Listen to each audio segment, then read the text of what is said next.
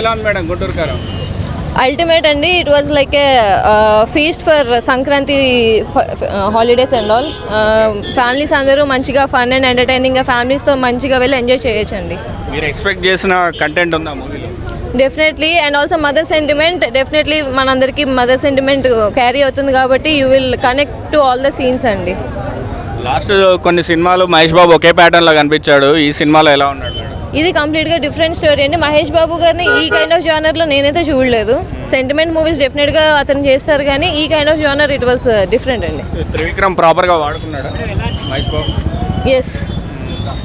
కొంచెం ఏమంటారు, earlier movies like Pokiri కానీ అతిథి కానీ అంటే డ్రెస్సింగ్ సెన్స్ కానీ అవి కొంచెం మనకి రిజంబ్లెన్స్ ఉంటుంది. పోకిరి అట్లా డైలాగ్ కూడా వస్తుందండి అందులోని. మ్యూజిక్ ఎలా ఉంది madam? Ultimate ultimate ultimate. Song earlier release అయింది కదండి, కూచి మట్టి పెట్టి సాంగ్, దట్ వాజ్ అల్టిమేట్. థియేటర్లోని ఇంకా టాప్ లేచింది. ఓన్లీ ఫ్యాన్స్ ఎంజాయ్ చేసే కంటెంట్ ఉందా, రెగ్యులర్ ఆడియన్స్ కూడా ఎంజాయ్ చేసే? నో అండి.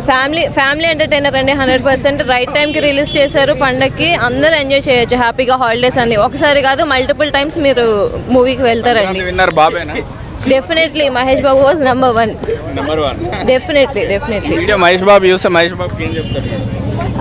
His dance was very very nice. I just loved him in this kind of ఏమంటారు అల్టిమేట్ పెర్ఫార్మెన్స్ ఇచ్చారండి. డ్యాన్స్లోని ఈ కైండ్ ఆఫ్ రేంజ్లో నేను ఎప్పుడు ఏ మూవీలో చూడలేదు. మహేష్ బాబు గారు చాలా హార్డ్ వర్క్ చేసినట్టు చాలా క్లియర్గా తెలుస్తుంది పర్ఫార్మెన్స్. రివ్యూస్ చెప్తున్నారు మేడం, మూవీ బాగాలేదు అంటున్నారు, ఎందుకనుకోవచ్చు?